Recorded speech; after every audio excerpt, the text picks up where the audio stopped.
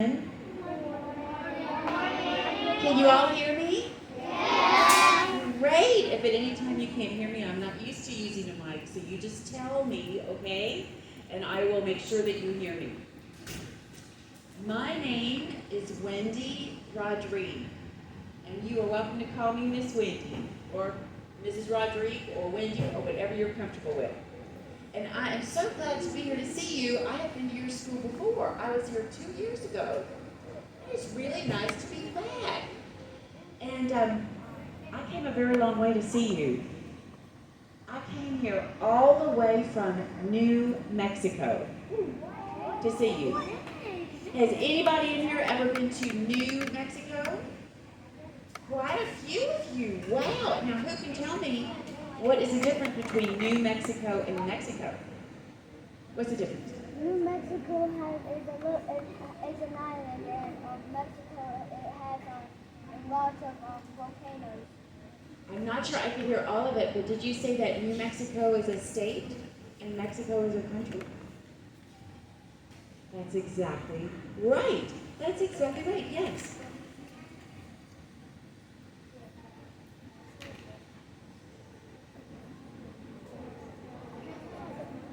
And because one is new and one is not new. The new one would be New Mexico, and it is a state. That is exactly right. So that's where I live, in a little town called Santa Fe. It took me 4 days of driving to get here. And I came in a truck and brought all these paintings for you to see. I did not paint these. These were painted. These paintings were painted by my husband. My husband, has anybody in here ever seen the Blue Dog before? Raise your hand if you've seen the Blue Dog before. Quite a few of you, yeah. Well, I'm going to tell you about it today. My husband, George Rodriguez, became really famous in his lifetime for painting the Blue Dog. He invented the Blue Dog. These very famous paintings. This is him right here. This is Mr. George. He became the Blue Dog Man. And I'm here to talk to you instead of him being here because he died. Yes, and when he died, I was so sad. I was so sad. Like the kind of sadness that I hope in your young lives you haven't experienced yet, but maybe some of you can relate to this. And if you can, I'm so sorry. Because I was so sad that I didn't want to do anything anymore. I just couldn't find a way out, nothing. And so one day, I realized all of a sudden that what might make me happy again is to go back and visit with kids and share Mr. George with kids. Because he and I visited schools all over the world together. Do you know our last tour of schools was in Japan? Yeah, we went to schools in New York and in California and in Germany and all over. But you know what? Every year we also came to North Florida. You know why? Because I'm from Fort Walton Beach. That's my hometown. And I love to come home. It's nice to come home again, isn't it? I agree. Now, I want to tell you a little bit about Mr. George because he has an amazing life. And then we're going to talk about these paintings, but I want him to become a little bit relatable to you if he can. Because, well, let's start with this. Raise your hand if you are in the 3rd grade. Well, how lucky is that? Thank you so much, because guess what? Our story begins in the 3rd grade. I know. This is how it starts. George's mama had 12 brothers and sisters. George's daddy had 16 brothers and sisters. I know. And they met at a dance in high school in a little town called New Iberia, Louisiana. It's a little Cajun town. You know Cajun food, right? Well, the Cajun people, George was Cajun, are French Canadian, the Cajun people, and they live in South Louisiana. George was Cajun, and his parents were Cajun, and they met at a dance in high school. They fell in love, and time went on, and they decided to get married. And what do you think was the first thing they wanted to do, coming from those big families? Yeah, they wanted to have a baby. They wanted kids too, right? But y'all, a year goes by, and no baby. 2 years, no baby. 5 years, no baby. 10 years, no baby. 20 years, no baby. And when George's mama was 42 years old, she had a baby. Oh my God. They had given up. They had completely given up. And here came baby George. Isn't that amazing? Yeah, I mean, that's amazing. Can you imagine how excited they were? They were so excited. George's daddy was a bricklayer. He built houses, and he immediately started building them a house because he thought, oh, all the kids are coming now. But George remained an only child. But you can imagine with all those aunts and uncles, he had lots and lots of cousins, and he had lots of friends, and he had his dogs, and he was real happy in his little town, which frankly was about the size of your sweet little town right here. And not much different looking, with your big, beautiful oak trees here. Very similar looking to where you live right here.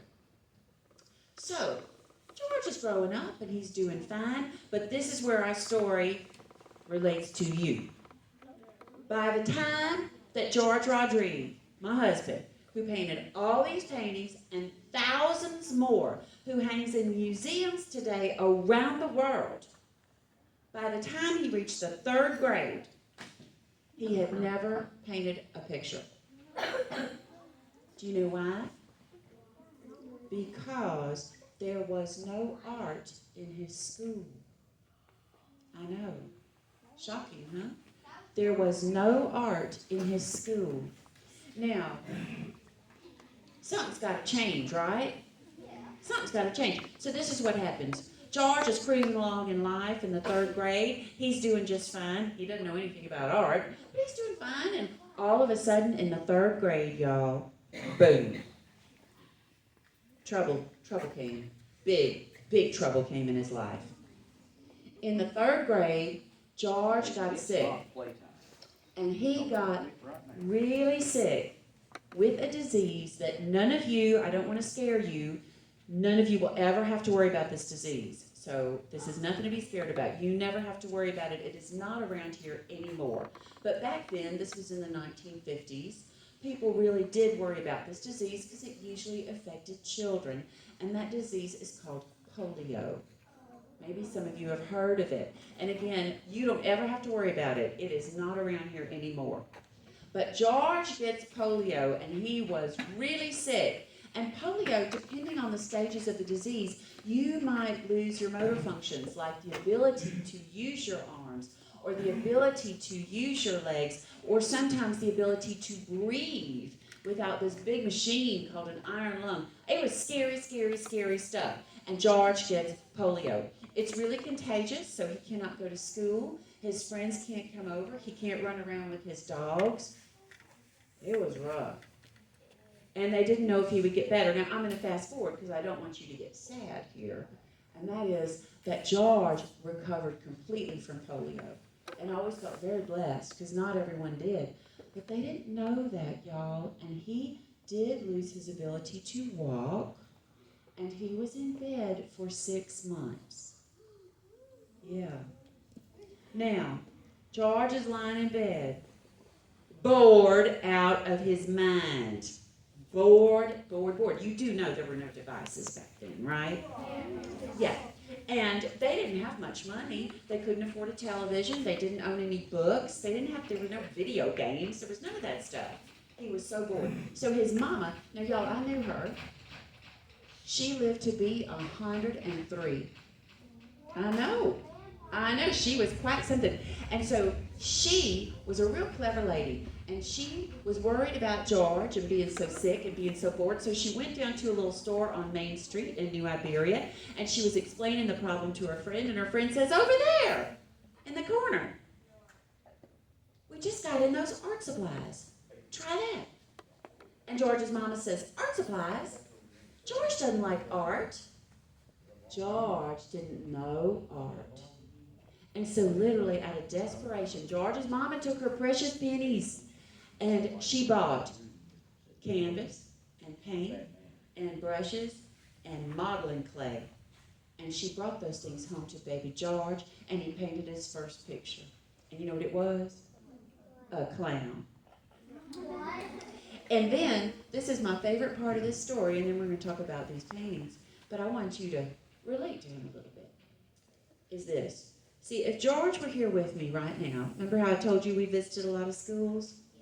Well, when we visited schools, we didn't bring paintings with us. I brought paintings for you to see from off the walls of my house in New Mexico because I could not bring you Mr. George.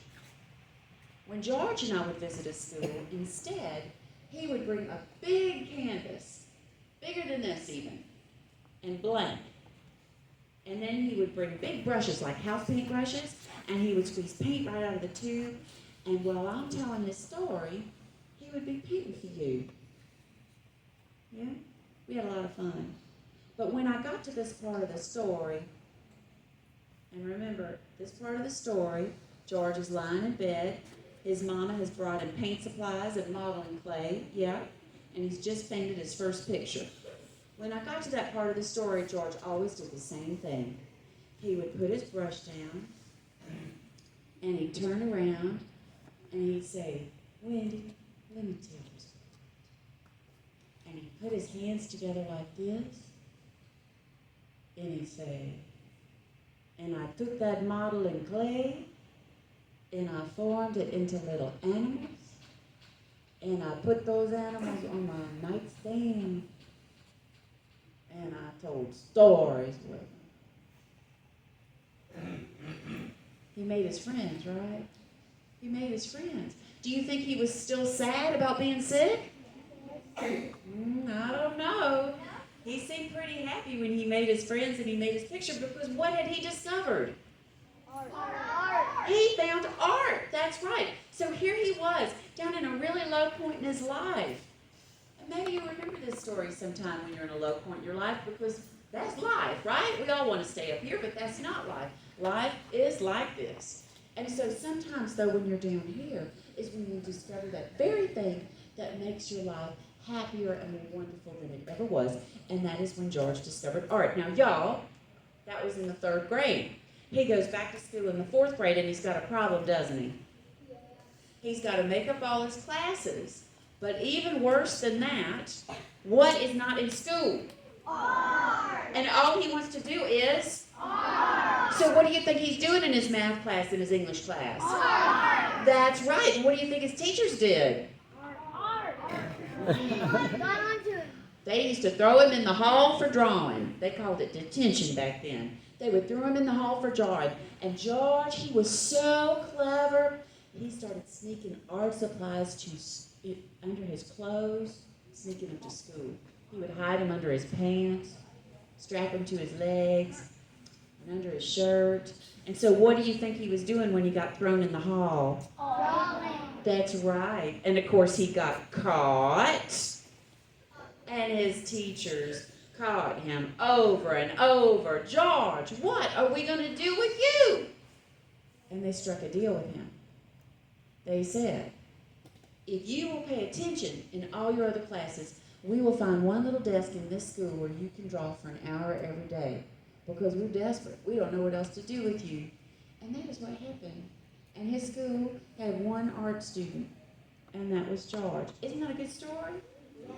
Yeah, you know, sometimes when you have a real passion about something and you have an idea, sometimes it just takes a little help. In this case, it was George's teachers helped him. It wasn't exactly like he wanted to be just like he wanted. He would have been drawing all day, but it was a pretty good deal. So fast forward, and George does all these paintings. And what I'm going to do in the interest of time is I'm just going to run down the line here and tell you a little bit about each one. Or I tell you what, I'm going to do a little different. I'm going to let you guide it. I'm going to ask you a question, and we'll guide it that way. One of these paintings up here is not by George Rodriguez. Does anyone want to tell me which one is not by George Rodriguez? Which one? Which one?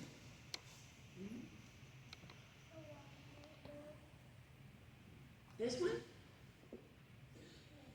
And why would you say that? Does anyone know who this is? That is me. And this is by George, but that was a very good guess. George did paint this of me. He painted this the year we got married, which was in 1997. And y'all, by the way, and we'll talk about each one of these as you guess. He made me promise to never cut my hair. I always had real long blonde hair because he painted me as this old Cajun story called Jolie Blanc. But when he died, I became so sad that my hair fell out. Yeah, the tears weren't enough. You know, sometimes you see something on the outside of somebody and it's a reflection of what's happening inside of them. That could be laughter too, but sometimes it's tears. And when my hair grew back in, it grew back in like this. It's just hair. It doesn't matter, but that's my hair story. This is the new half of my life. Okay, which one did George not paint? On the very end? This one? George painted this one, but it's a good guess. Why would you say that? Because it's just trees. Well, you know, part of it is it's difficult for you to see over there, but there's actually a dog here kind of ghosted on here. And what it is, originally, you were right. The painting was just trees. George did paint this, and he loved it. It didn't have a dog in it, and he didn't want a dog in it. And then someone he liked a lot and respected came to him and said, George, that just has to have a dog in it. And George came in, and some of you see this? Can you see this here? He painted what's called gesso, all in white on top of that, so that he could paint a blue dog on top of it. So he was painting on his finished painting. And then he looked at what he did and he said, that's wrong, because my painting was finished already. Yeah? And so what did he do? He stopped. Instead of painting the dog on top, and he framed it, and he hung it on the wall of his studio to remind himself for the rest of his life never to listen to anybody else about his art. Your art is your most personal expression. Remember that. Coming from deep inside you. I'm sharing my art with you right now. I like to tell stories like this. So make it come from you. Which one did George not do? Oh, this one with the blue face. George did this. This is George's last self-portrait. George did this just weeks before he died. Yeah, he did it in the computer because by this time he was too sick to sit at his easel and paint. Yeah? And so he made this in his computer. We're going to talk about this one some more at the very end. Which one? The one on the end? No. George did this one. George did this. Do you see, in fact, I'm going to try and talk to you all without the microphone for a minute so I can show you something, but you tell me if you can't hear me, okay?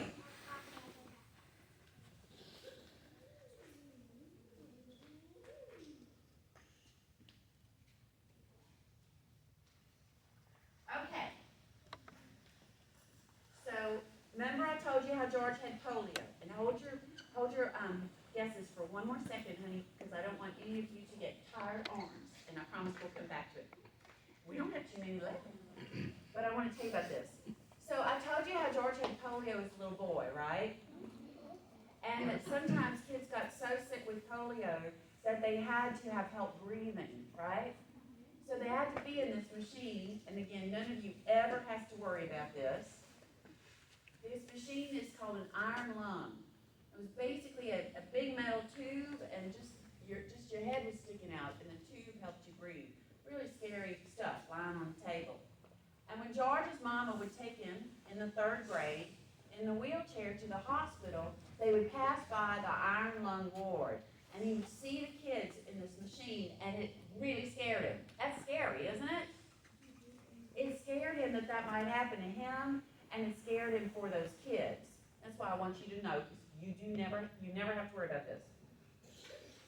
But he never forgot it. He described it as his most vivid childhood memory. Like every nightmare he had the rest of his life was about that.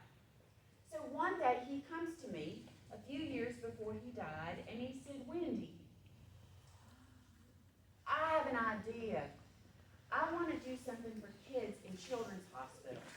Something so strong and so powerful and so joyful that just maybe it'll compete with what might have been a scary memory, like his iron lung memory, right? So he says, this is what I'm going to do. I'm going to paint on a highly reflective material. He called this chrome. It's almost like a mirror, right? And the idea is going to be that the kids all see themselves with the blue dog and with all these happy images, just like you all can see yourselves here, and become part of the painting, right? And then it'll be happy for them. And we can put that in children's hospitals. And y'all, you have to use your imagination here. The ones for the children's hospitals, because we put them in children's hospitals, are 8 feet tall. So I'm almost 6 feet, so 2 feet taller than me, real tall, higher than I can reach, real tall. And to paint those, he couldn't paint them at his easel. So this is what he did. He painted them on the floor like this. He took a long stick, and on the end of that stick, he duct taped a big brush, like a house paint brush, right? And then he took cans of paint, and then he cranked up some really happy music, usually with George. That was Elvis Presley or Hank Williams, somebody like that, because he wanted to be really happy while he painted them. And then he would dip that brush with that long stick, and he painted happy symbols all around the dog. The blue dog, those were all blue dogs. This one is a silver dog. But he would paint all these happy symbols, things like hearts and sunshine, candles to light the way, flowers. And he was so happy, y'all. And after he did the first one, he said, Wendy, let's let it dry overnight. And tomorrow, we'll come lift it up and see what I did. And I said, okay. So the next morning, we went in there. And remember, it was 8 feet tall, y'all. So it took 2 of us. And we lifted it up. And all the paint slid onto the floor. I know. It didn't work. It didn't hold. Do you think that Mr. George let that stop him from helping the kids? No. Do you know it took him 2 years to find the materials that would hold everything and do what he wanted to do. Now, a few other things I will tell you. In some of those ones for the children's hospitals, in the center of the dog, he put a big heart. But in the heart, he put no paint. So when the child came up to the painting, they could see their face in the heart of the dog. And just maybe they'd feel a little better, huh?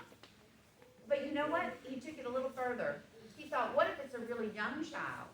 And they're carried up to the painting and they see their reflection and they're laughing.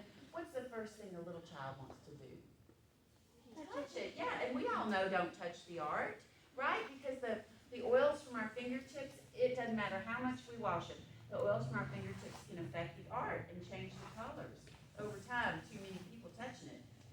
And so Mr. George said, that'll never do. I don't want their hands pushed away. So he took every one of those pieces before they went to the hospital to a place where they paint cars. And he had them sealed like a car. So they can be touched, they can be washed off. Isn't that cool? Yeah. And y'all, do you know, I know you know, there are blind children, right? And so now the blind children can touch those pieces and experience what should have been and would have been a visual image. Isn't that fun? I think so too. And you know what it tells me? It reminds me that George changed the world. But you know what? So can you. You can change the world every day in a good way. Because you think about it, the world can be your family, it can be your friends, it can be your class, it can be your school, it could be your community, it could be the world. It feels good to make a little positive difference and make somebody else smile. Sometimes all it takes is to smile at someone to see them smile at me. I see that. Works every time. Okay, which one of these did George not paint? This one? This one? You are right.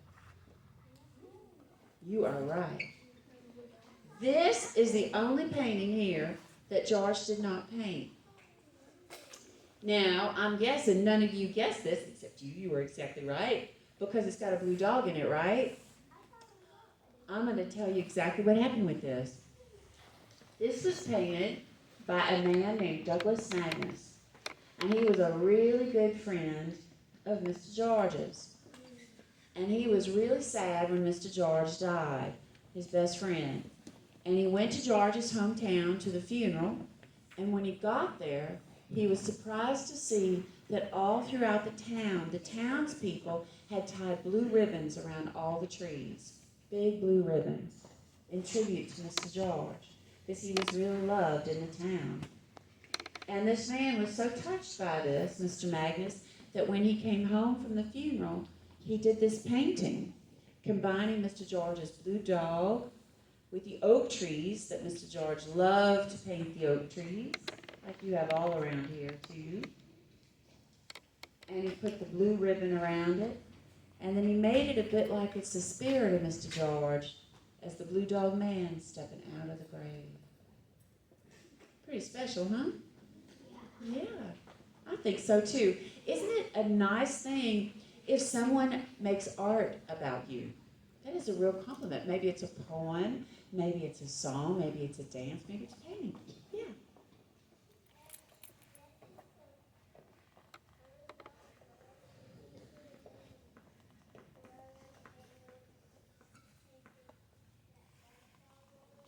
He actually, no, the man, Mr. Magnus, painted the whole thing.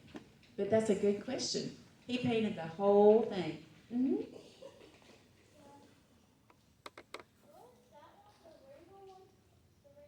Ah, I'm so glad you asked me about this. This one? Mm-hmm.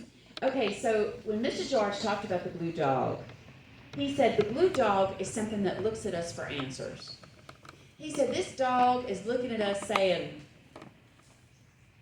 why am I here? Where am I going? Where did I come from? What does it all mean? And that we're looking back for the same answers, and there's no real answers to those questions. He would say all great art retains mystery.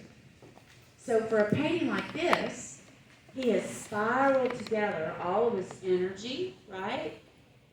All of these questions, but he still makes the eyes really, really strong. And I'm going to put down my microphone again for a minute. And he said,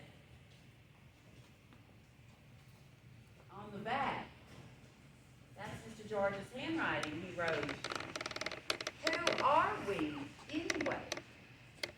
Who are we, y'all? Who are we anyway?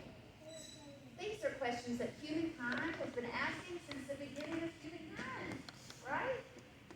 We ponder them, we think about them sometimes when we look at the stars, when we look out over the water, when we look up in the sky.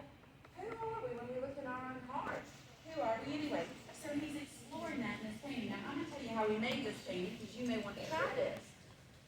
Mr. George, the first thing that he did is he swirled all this color, this abstract color, onto this canvas, no dog. And then he let that dry. And while it was drying, he took a big piece of cardboard and he made a stencil. He drew the dog real clear on that cardboard and then he cut it out. And then after his painting was dry, he put the stencil on top and he traced it. Can you see that?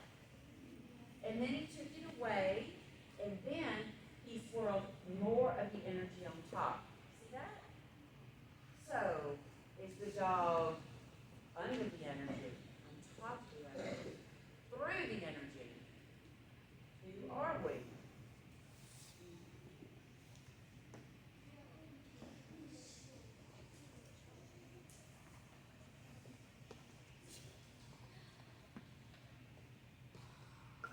just going to keep taking questions until we get near our end cycle here because you all have good questions. Yes.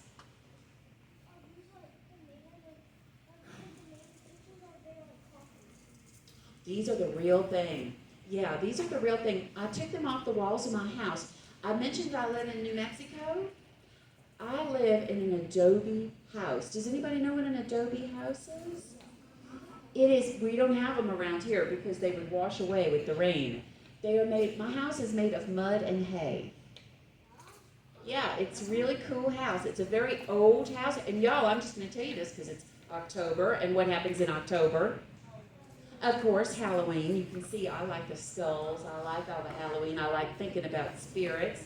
And I live in the graveyard keeper's house for a cemetery.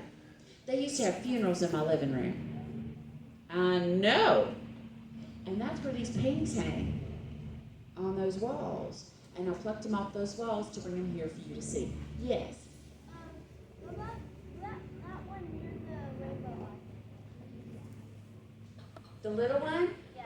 Oh, let me tell you about that. I'll sit down to tell you about that, because that's pretty special. And y'all, by the way, I don't want to forget, you see these little cards? These are little art prints of George's last self-portrait, and I brought enough for everybody. So everybody gets one if you would like one. Oh, not just yet, but at the end. Don't worry. I'll give them to your teachers. I'll make sure you all get.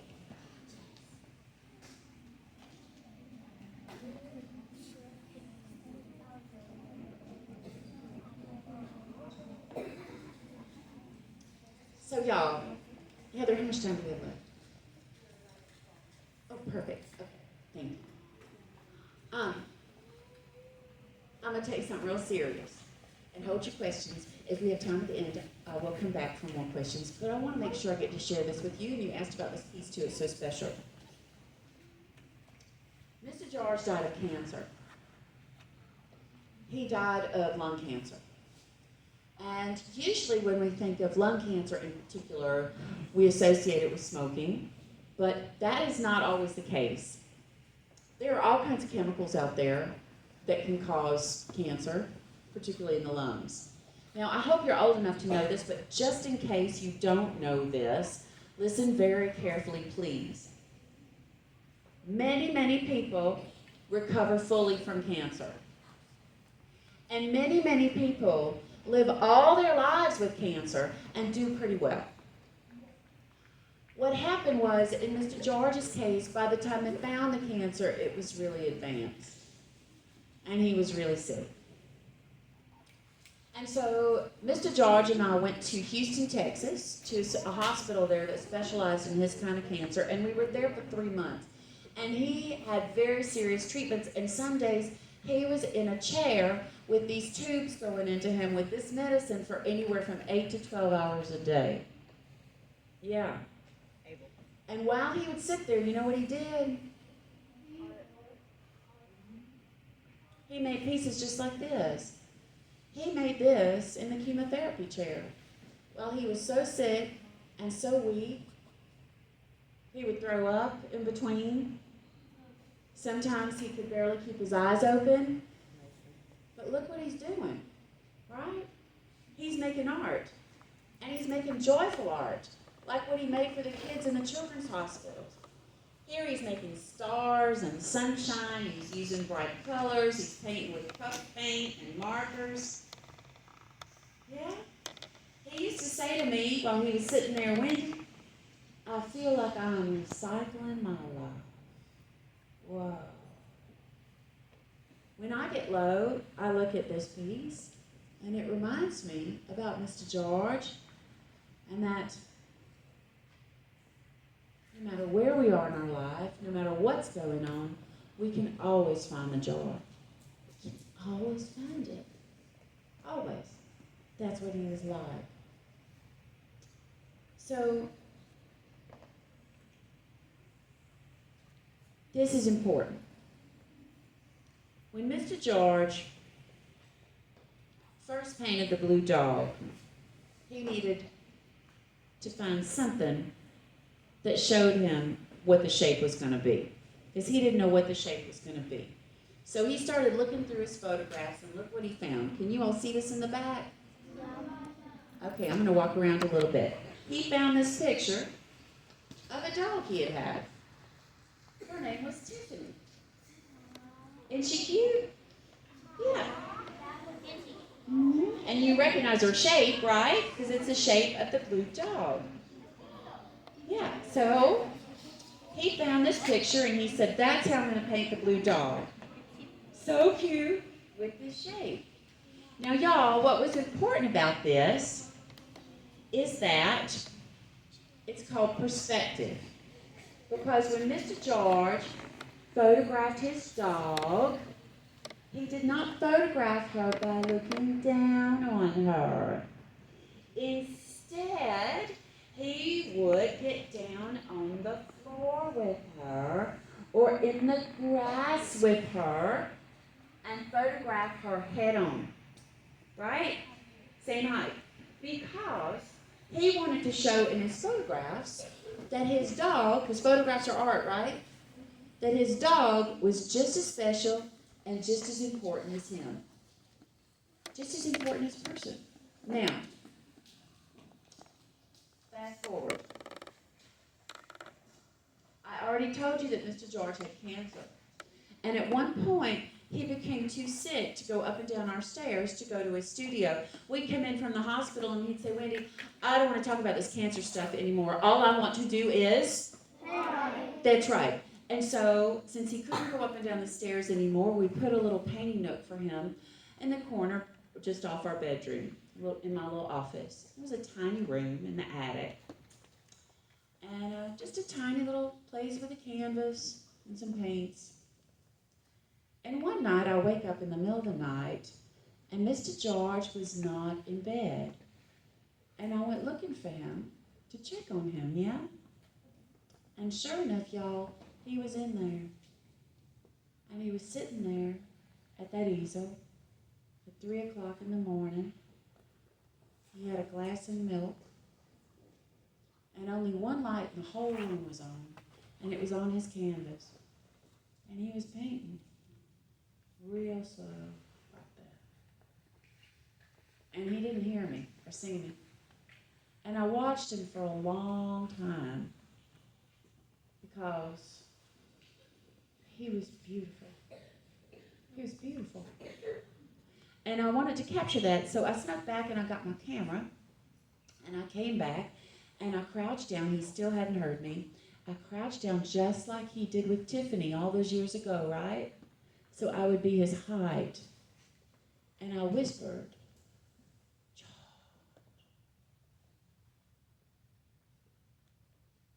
And that's that picture.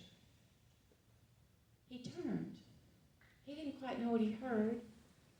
And I clicked right then. And then, when George became too sick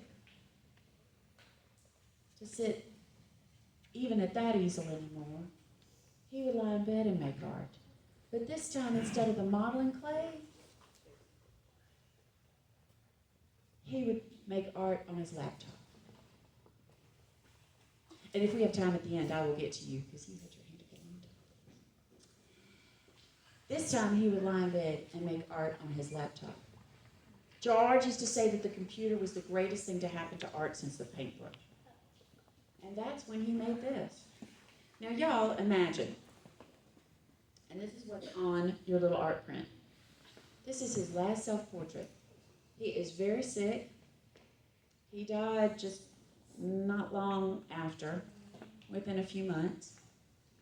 He's very sick, and he's going to make a statement, right? He's going to say something really strong.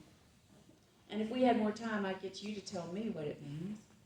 But I'm just going to share with you some of the things kids have told me, and maybe some of you are thinking about this, that maybe Mr. George and the dog have traded places, right? Because who usually wears a tie? Mm-hmm. And who is usually blue? Yes. So maybe the blue of the dog has drained into Mr. George, and maybe Mr. George lives on through the blue dog. And y'all, remember how I told you how important those eyes are? That even through all the energy and all the chaos of the journey of life, the eyes are the strong thing, right? That ask all those questions. What has happened to the eyes? They're kind of faded away, aren't they? But look how strong Mr. George's eyes are. Where am I going? And what does it all mean?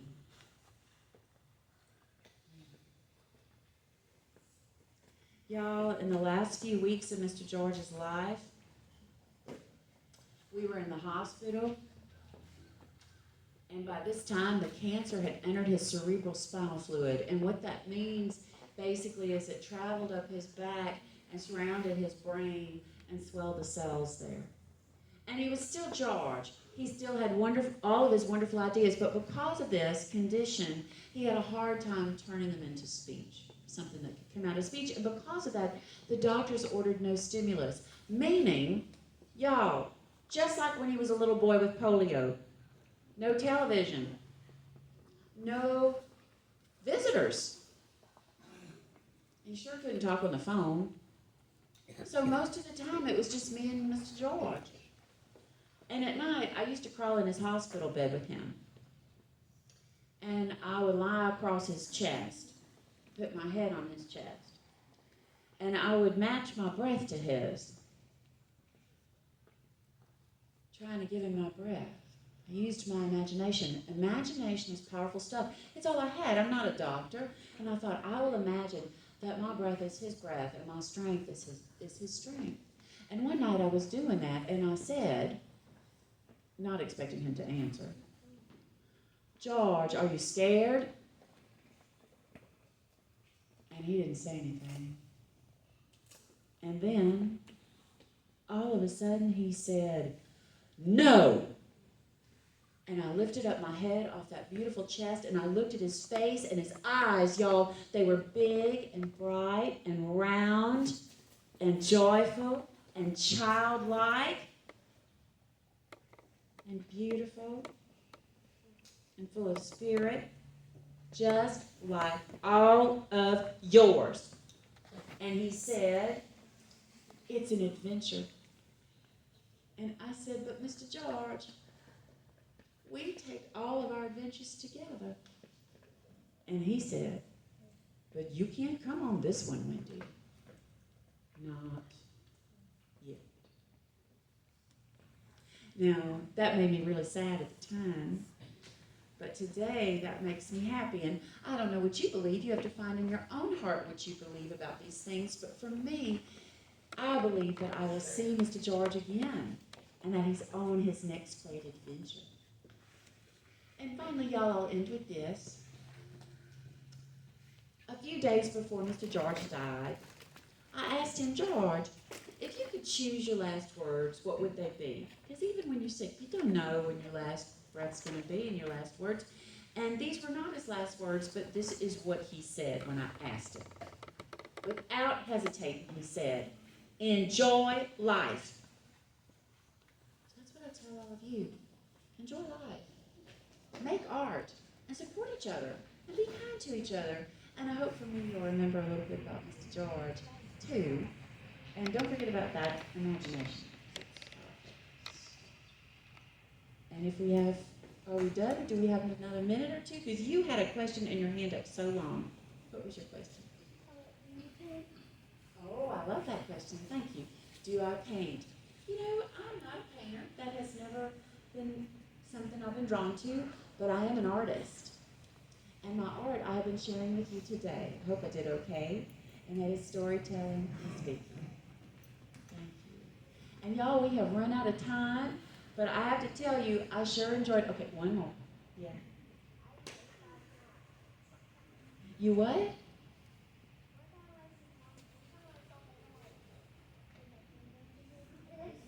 Well, that's good. That's good. Y'all are awesome. Y'all are awesome. Yes? Oh, his dog died, but she died a long time ago, and she lived a good, long life. Y'all were really terrific, and I thank you so much. I really, really appreciate you giving me the time. You were a big group, and you were great.